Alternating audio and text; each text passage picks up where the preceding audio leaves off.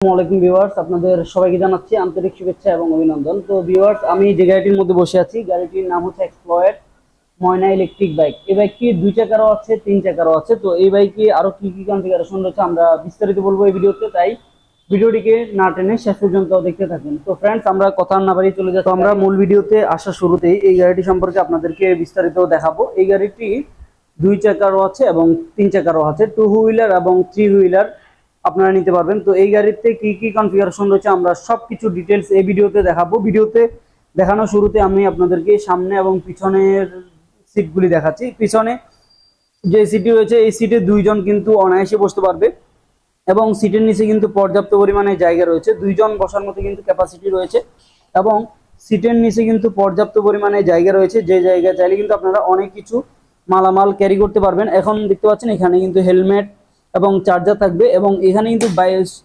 Switch রয়েছে, দেখতে পাচ্ছেন। সার্কিট ব্রেকারের মাধ্যমে গাড়ির মেইন কানেকশনকে অফ করতে পারবেন এবং অন করতে পারবেন।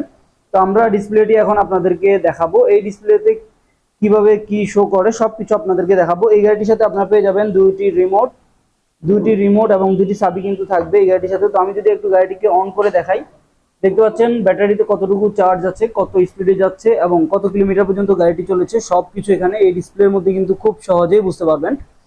তো তারপরে এখানে রয়েছে হর্ন সুইচ, ইন্ডিকেটর সুইচ এবং হেডলাইট সুইচ। আবার এখানে